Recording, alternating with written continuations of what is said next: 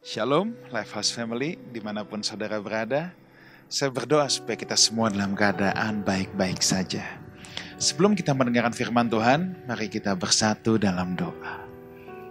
Bapa dalam surga, kami bersyukur untuk setiap kesempatan yang Tuhan masih berikan untuk kami boleh belajar kebenaran-Mu. Kami datang merendahkan hati kami. Kami mau mempersiapkan hati kami seperti tanah yang subur supaya benih kebenaran firman Tuhan boleh bertumbuh subur dan berbuah lebat dalam hidup kami. Terima kasih. Dalam nama Tuhan Yesus, sama-sama kita katakan, amin. Lifehouse Family, siapkan hati kita, siapkan catatan saudara. Kita datang dengan sikap lapar dan haus akan kebenaran firman Tuhan. Dan saya percaya bahwa setiap benih kebenaran firman Tuhan yang ditaburkan dalam hidup kita tidak akan pernah kembali dengan sia-sia. Asalkan kita mau meresponi dengan benar dan kita mau belajar menghidupinya. Dan pada kesempatan ini kita akan dilayani oleh seorang adik saya, seorang pengajar yang sangat diurapi Tuhan. Dan saya percaya saudara akan diberkati Tuhan. Kita sambut Pastor Grant Nixon. Oke, Shalom Lifehouse Family. Jumpa kembali dalam live. Dan hari ini kita akan mempelajari kembali firman Tuhan yang selalu memberikan kita tuntunan dan arah untuk menjalani hidup kita di tengah-tengah dunia yang sedang tidak pasti ini dan akan selalu tidak pasti. Dan hari ini saya akan membawakan satu tema yang cukup menarik bagi kita semua, yaitu tanda mengalami Tuhan. Tanda mengalami Tuhan. Lifehouse Family, sebenarnya kita sering gelisah atau kita khawatir. Orang-orang Kristen khawatir bahwa dirinya apakah sudah berkenan kepada Tuhan atau belum. Pernahkah kita mempertanyakan apakah kita sudah benar-benar mengalami Tuhan atau kita baru sekedar berhayal mengalami Tuhan. Nah, ini menjadi satu kekhawatiran atau satu kegelisahan sendiri. Karena seperti yang sering Lifehouse Family dengarkan, bahwa ada orang-orang atau klaster orang yang pada hari akhir ketika Tuhan berjumpa dengan mereka, Tuhan tidak mengenal mereka. Dalam Matius 7 ayat 20-23 dikatakan, bukan orang yang berseru kepada Tuhan yang akan masuk dalam kerajaan surga, tapi setiap mereka melakukan kehendak Allah. Pada hari akhir akan banyak orang berseru, Tuhan, Tuhan, tapi Tuhan tidak mengenal mereka. Nah, menjadi pertanyaan bagi kita, apakah kita termasuk dalam golongan tersebut atau kita masuk dalam golongan yang dikenan oleh Tuhan? Masuk dalam golongan orang yang benar-benar mengalami Tuhan.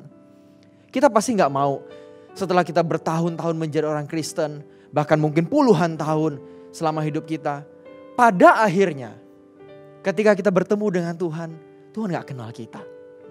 Nah, ini menjadi satu kegelisahan sendiri. Bahkan banyak beberapa pemuda yang bertemu dengan saya dan bertanya tentang hal ini. Karena saya pelayanan di anak muda juga, maka mereka bertanya, kok ini gimana sih cara kita tahu bahwa kita tuh sudah mengalami Tuhan dengan benar atau kita hanya sekedar berhayal mengalami Tuhan? Nah, dari peristiwa-peristiwa dan pertanyaan-pertanyaan tersebut yang terjadi langsung di depan mata saya, kegelisahan dan kekhawatiran itu, saya berpikir bahwa mungkin ini menjadi masalah bukan hanya bagi para pemuda, tapi juga masalah bagi sebagian besar, bahkan harusnya seluruh orang Kristen. Yaitu kita khawatir, kita gelisah.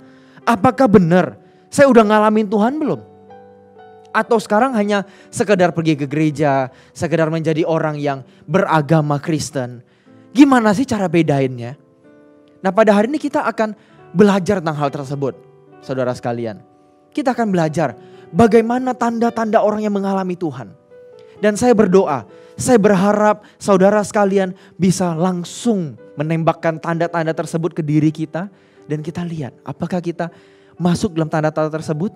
Atau paling tidak kita sudah punya gejala-gejala memiliki tanda tersebut.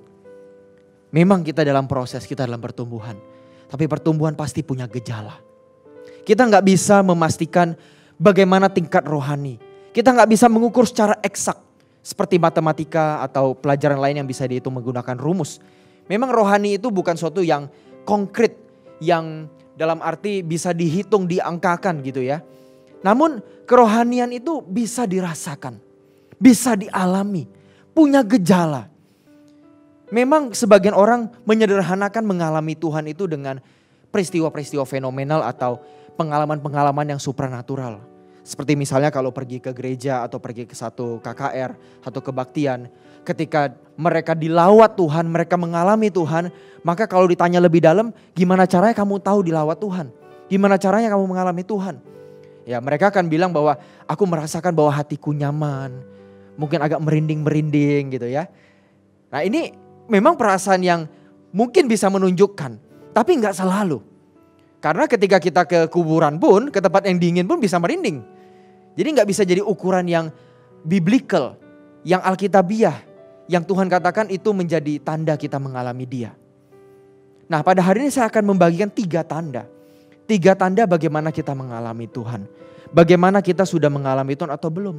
Sama kayak orang trauma, kayak orang sakit hati, orang benci. Meskipun tidak terlihat tapi pasti punya gejala. Pasti punya fenomena-fenomena yang nampak. Pasti punya. Dan begitu juga dengan mengalami Tuhan. Pasti akan bisa nampak. Kalau orang benci, sakit hati, pahit. Dia akan sulit ketemu dengan orang yang dia benci. Dengan orang yang dia pahit. Pasti susah.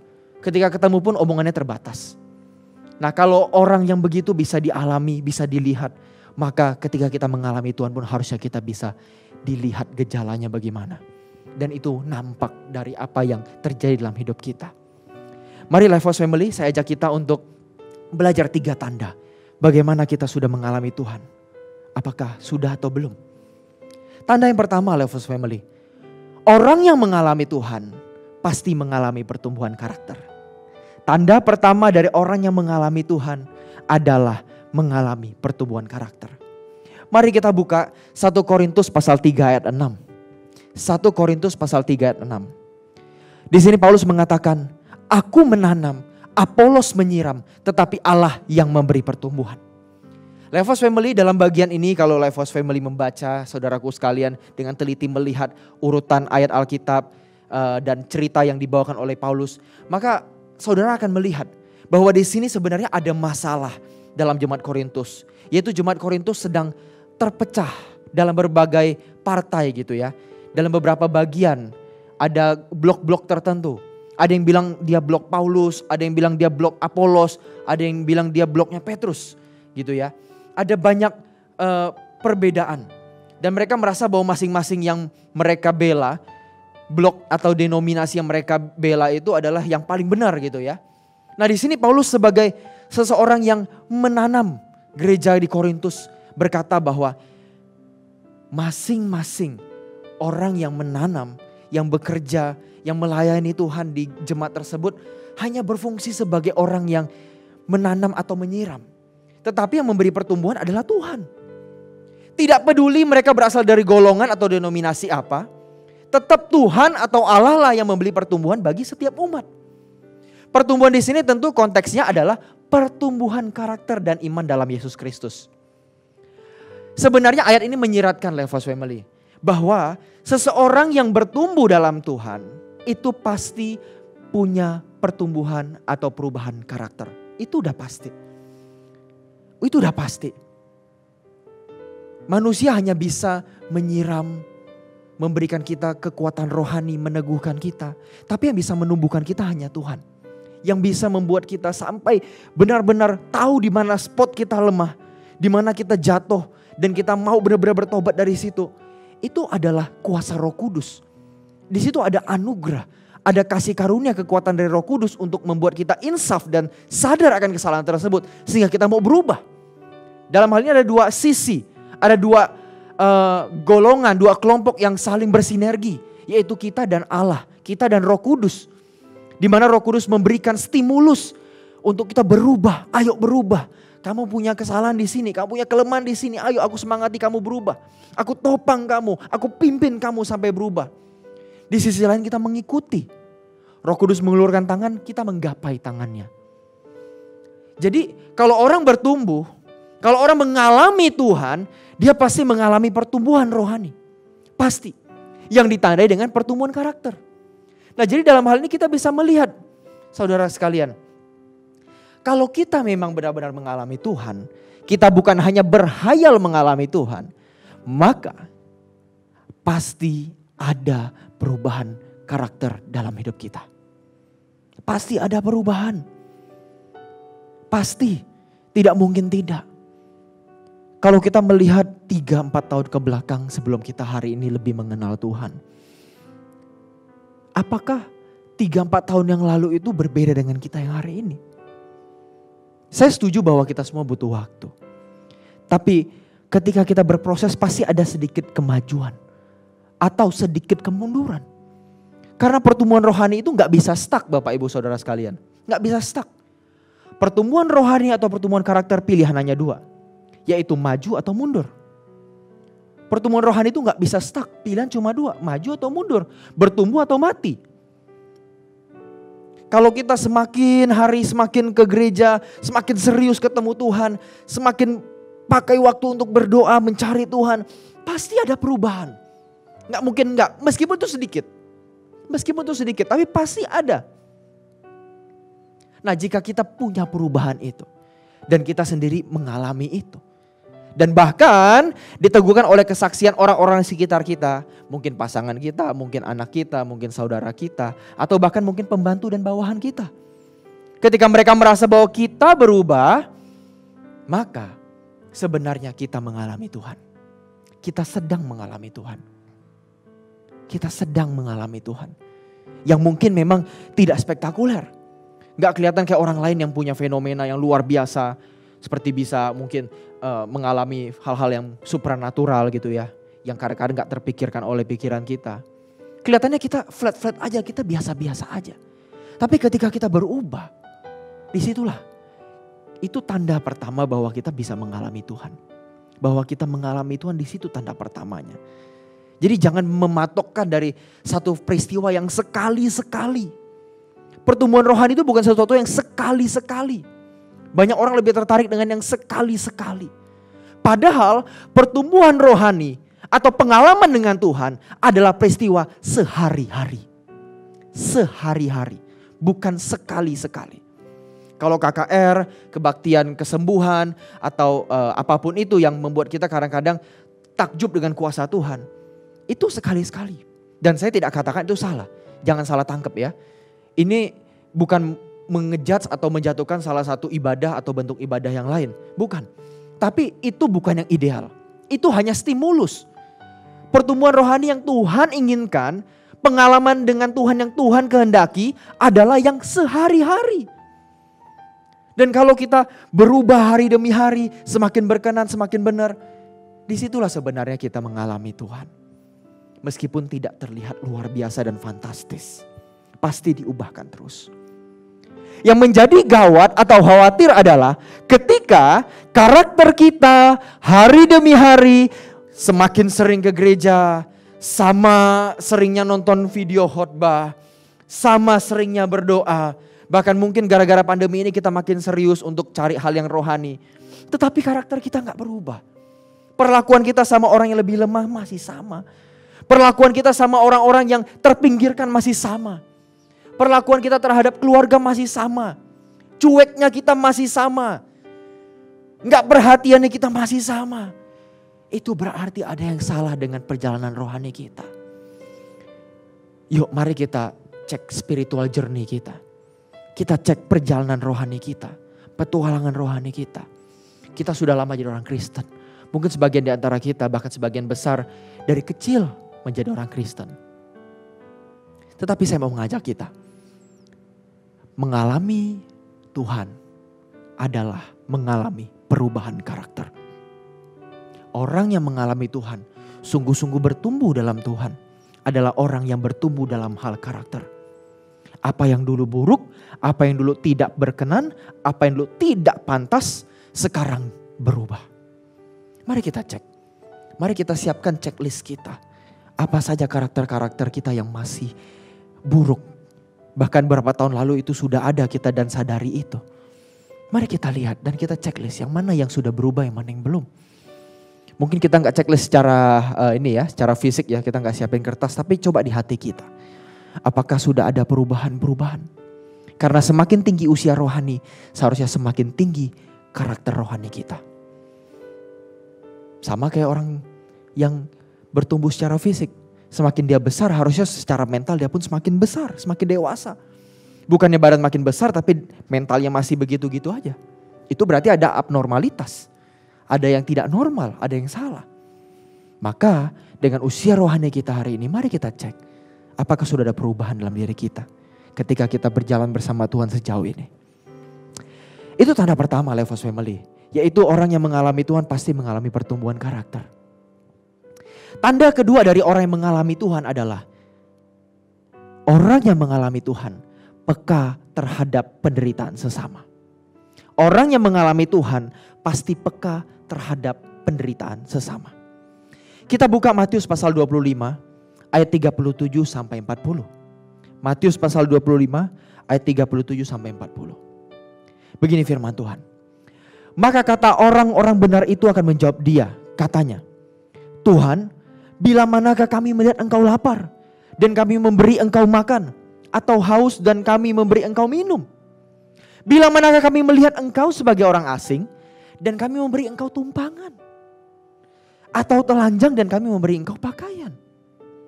Bila manakah kami melihat engkau sakit atau dalam penjara dan kami mengunjungi engkau?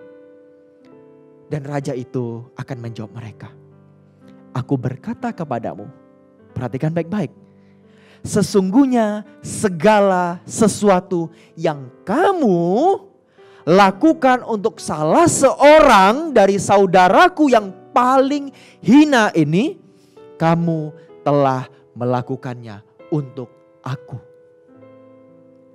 Dalam ayat ini Tuhan sedang memberi perumpamaan tentang pemisahan orang-orang yang layak masuk dalam kerajaan surga dan yang tidak, saudaraku. Mereka yang diterima dalam kerajaannya adalah mereka yang hadir dalam penderitaan sesamanya. Menarik pada ayat ke-40 kalau saudara lihat, dikatakan bahwa ketika seseorang melakukan sesuatu bagi sesamanya yang menderita, maka ia sedang melakukannya untuk Tuhan. Wah, ini menarik.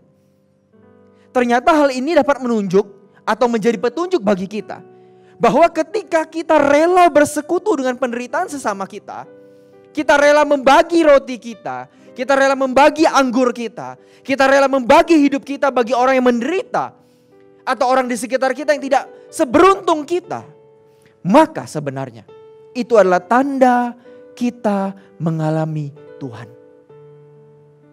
Tanda kita mengalami Tuhan. Mungkin ini bukan pengalaman yang fenomenal lagi. Mungkin saudara berkata bahwa, loh Pak, kok begini-gini aja sih? Gak ada satu yang misalnya petunjuk yang wah gitu ya.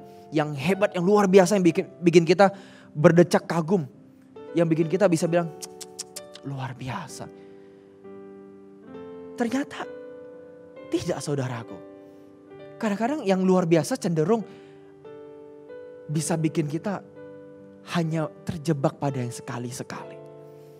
Tuhan katakan di sini bahwa orang yang berjumpa dengan Dia, orang yang berjumpa dengan Tuhan, itu orang yang berjumpa dengan penderitaan orang di sekitarnya. Mungkin ini gak fenomenal dan cenderung kadang-kadang kita gak sadari. Kita hanya berbuat apa yang harus kita lakukan.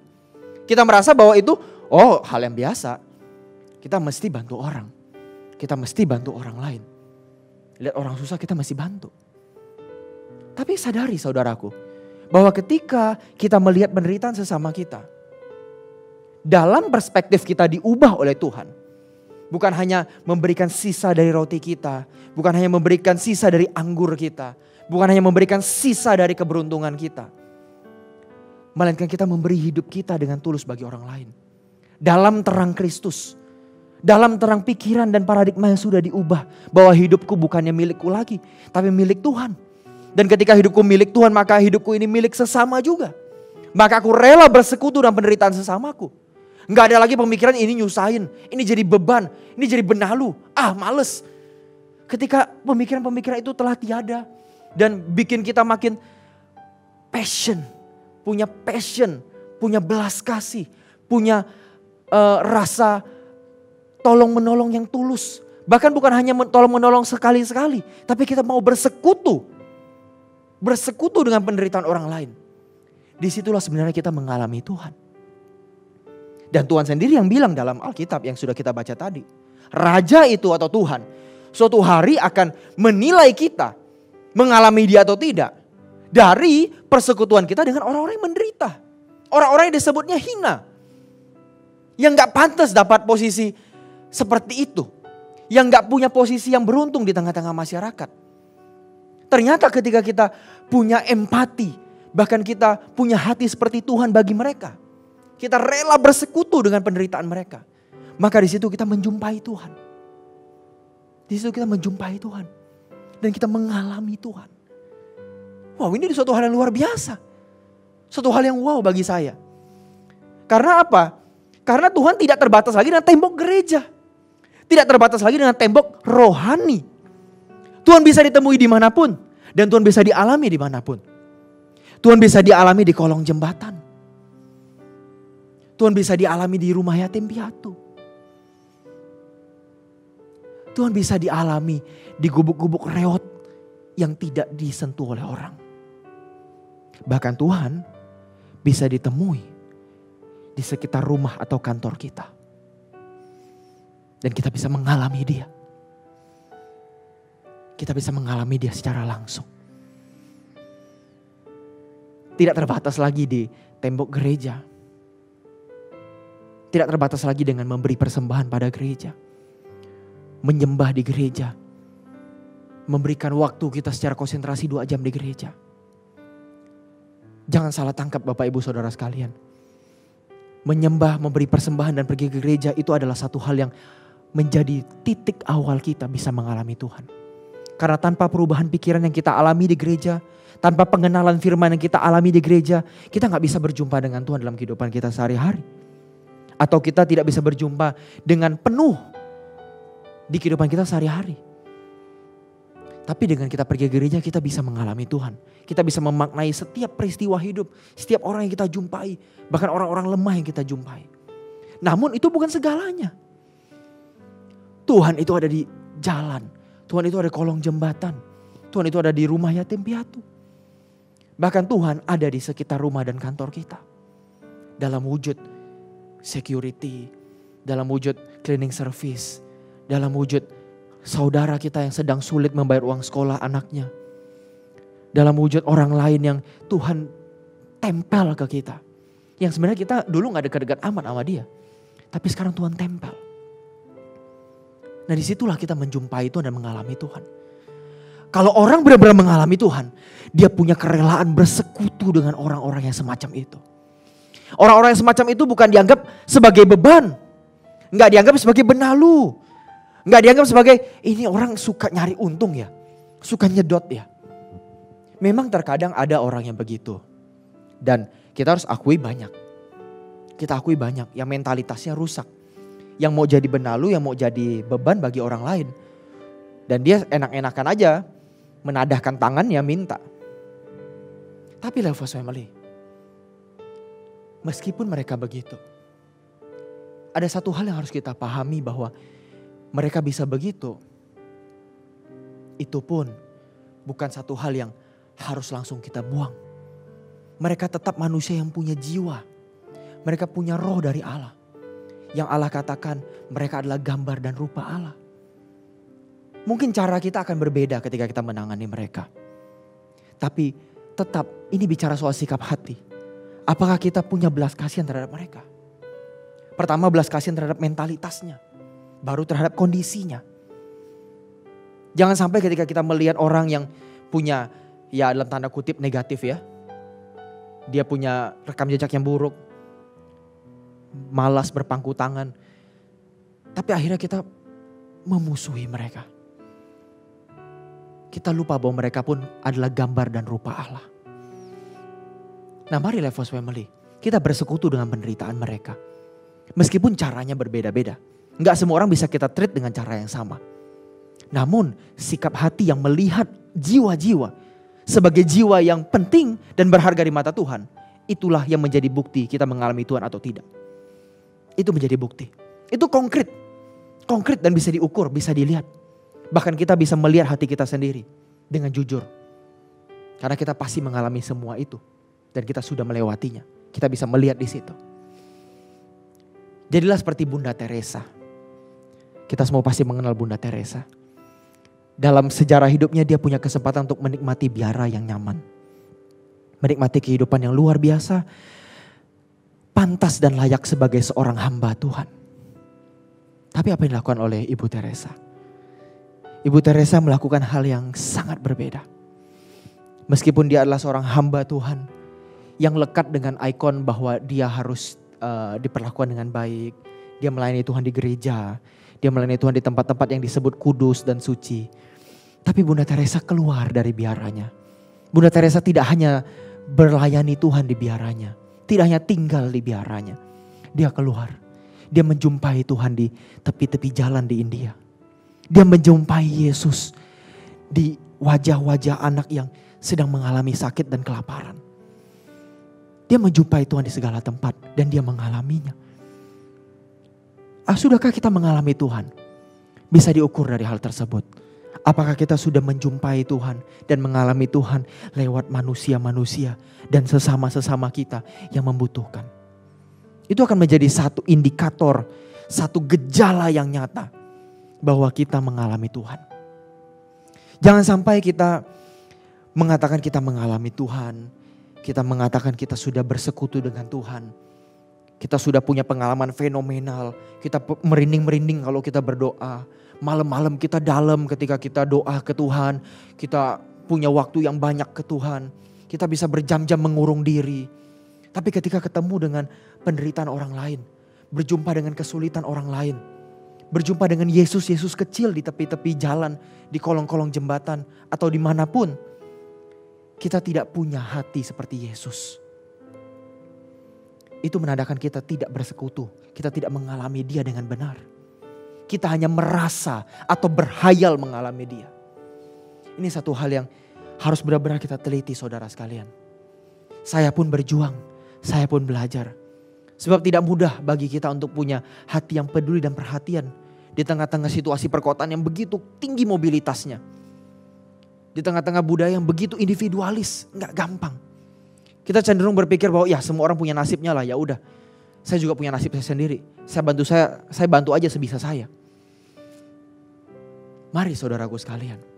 Jangan sampai kita punya kesucian pribadi yang begitu dalam. Kita punya jam doa. Kita punya jam ke gereja yang begitu strict. Kesucian pribadi kita begitu terjaga. Tapi kita lupa bahwa kita punya tanggung jawab untuk memiliki kesucian sosial. Kesucian sosial. Di mana ketika kita berjumpa, bersekutu dengan orang-orang yang menderita, yang terpinggirkan. Di situ kita menjadi orang yang mengalami Tuhan. Orang yang memiliki kesucian sosial. Kesucian yang di luar dirinya. Tapi itu pun Tuhan inginkan untuk terjadi. Karena perintah Tuhan bukan hanya kasihlah Tuhan Allahmu dengan segenap hatimu. Bukan hanya vertikal. Tapi juga horizontal. Kasihlah sesamamu manusia seperti dirimu sendiri. Artinya ada kesucian pribadi di mana kita berjumpa dengan Tuhan. Ada kesucian sosial di mana kita berjumpa dengan orang-orang yang menderita. Orang-orang yang terpinggirkan. Mereka yang tidak seberuntung kita. Mereka yang mengalami perlakuan-perlakuan yang buruk. Stigma. Minoritas. Dan banyak hal yang lain. Mari Levos Family, saya mengajak kita untuk mengukur. Melihat diri kita dengan jujur. Bagaimana sikap hati kita berjumpa dengan orang-orang yang terpinggirkan. Berjumpa dengan orang-orang yang marginal. Kalau hati kita punya hati seperti Yesus. Punya belas kasihan. Punya hati ingin memulihkan kehidupan mereka. Melihat bahwa mereka paling tidak bisa mengenal Tuhan dalam hidup kita. Disitulah kita mengalami Tuhan. Saudara tidak perlu khawatir.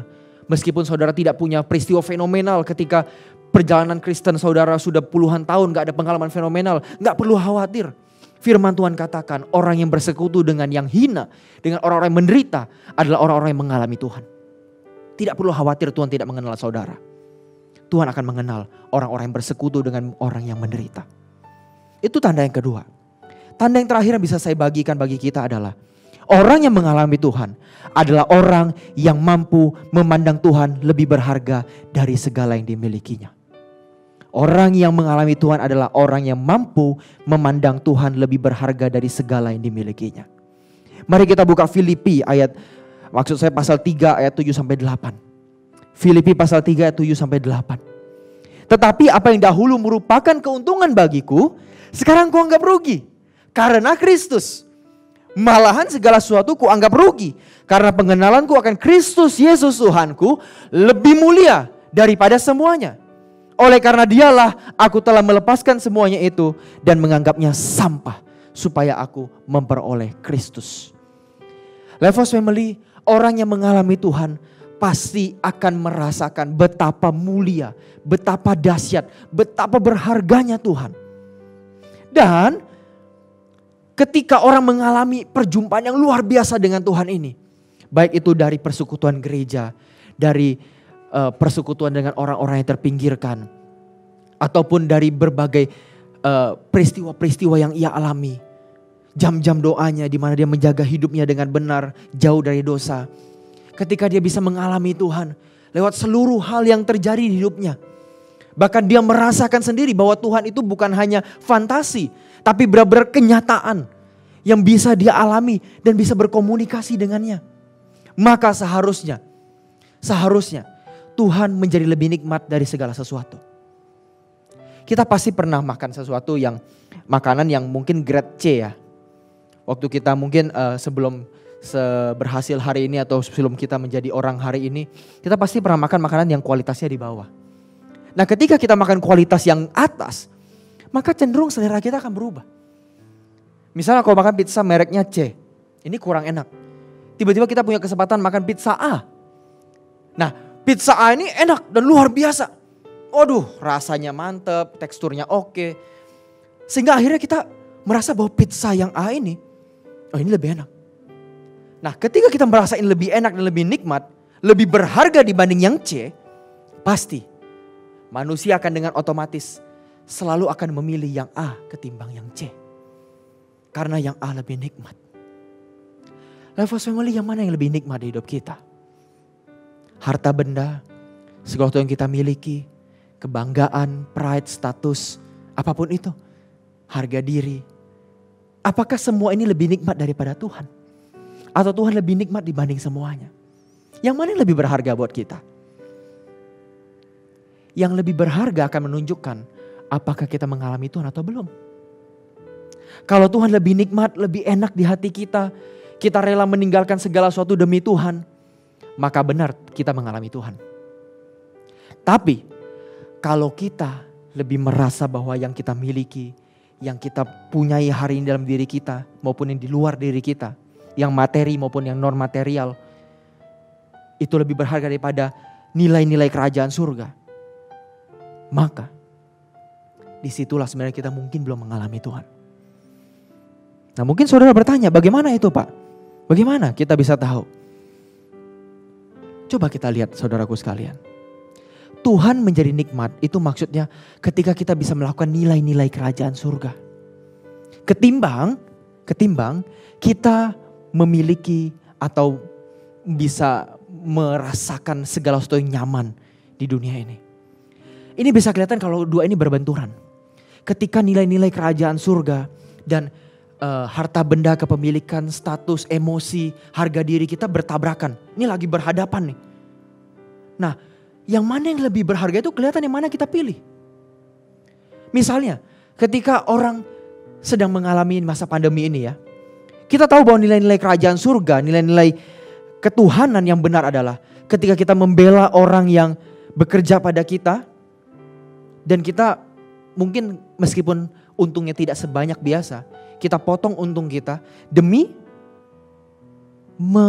menggaji orang ini dengan wajar seperti biasanya gitu, nggak dipotong. Nah, kalau dua ini bertabrakan, di satu sisi kita tahu yang benar itu kita pangkas untung nggak apa-apa. Yang penting orang tetap bisa hidup, orang tetap bisa punya gaji yang dia bisa hidup di masa-masa pandemi ini. Pandemi ini orang udah banyak susah, nggak usah dibikin tambah susah, ya kan? Tapi di satu sisi kita tahu, kalau kita potong untung berarti duit kita menipis, mengurang. Yang mana kita pilih? Apakah kita memilih untuk bertindak adil dengan memotong keuntungan dan memberikan itu untuk gaji karyawan? Atau sebaliknya, kita mempertahankan untung kita dan memotong gaji karyawan? demi untung yang kita miliki. Kita nggak mau kurang sepeser pun. Yang mana yang kita pilih? Itu akan menunjukkan yang mana yang lebih berharga. Apakah nilai-nilai kerajaan surga yang dibaliknya itu adalah Tuhan sendiri, Tuhan lebih berharga, atau dunia dan segala hal yang ditawarkannya. Harta benda, ego, status, jabatan, dan sebagainya. Ini akan terlihat ketika dua ini bertabrakan, berhadapan. Yang mana yang sering kita pilih? Itu menunjukkan yang mana yang menjadi prioritas kita. Yang mana yang menjadi yang lebih berharga. Sama ketika kita di rumah tangga. Ketika kepentingan kita sebagai seseorang yang harus juga dihormati bertabrakan dengan pasangan kita. Dia gak menghormati kita. Apakah kita tak mempertahankan ego? Atau kita mengalah demi keharmonisan? Ini akan menunjukkan yang mana yang menjadi prioritas kita. Yang mana yang akan kita pilih. Ketika kita memilih Tuhan, seharusnya kita lebih memilih bagaimana kita harmonis. Bagaimana rumah tangga bisa terus berjalan. Dan ketika kita memilih Tuhan, memilih hal-hal ini, maka disitulah kita mengalami Tuhan. Itu menjadi tanda yang konkret kita mengalami Tuhan. Mari Love House Family, saya undang kita semua untuk mengalami Tuhan dengan nyata. 3 indikator atau 3 tanda yang sudah saya berikan bisa jadi sedikit cara bagi kita untuk mengevaluasi diri, melihat diri. Apakah aku sudah mengalami Tuhan atau belum? Tuhan memberkati. Mari kita berdoa Love House Family. Kita bersama-sama. Tuhan, kami berdoa untuk setiap Love House Family, setiap saudara-saudara kami yang menyaksikan ini di YouTube. Kami berdoa agar setiap kami benar-benar bisa mengalami Tuhan. Bukan hanya fantasi, bukan hanya hayalan, tapi kami benar-benar mengalami Tuhan dalam kehidupan kami sehari-hari. Dan hari ini kami sudah dibukakan, disingkapkan bagaimana kami harus mengenali pengenalan atau pengalaman kami bersama dengan Tuhan. Tuhan cerahkan kami, Tuhan pimpin kami agar kami bisa sungguh-sungguh mengalami Engkau. Dan suatu hari kami berjumpa dengan Engkau muka dengan muka dalam kerajaan-Mu. Terima kasih Bapa di surga, kami bersyukur dan berdoa. Urapi dan berkati setiap yang sudah menonton. Kami bersyukur dan berdoa, haleluya, amin.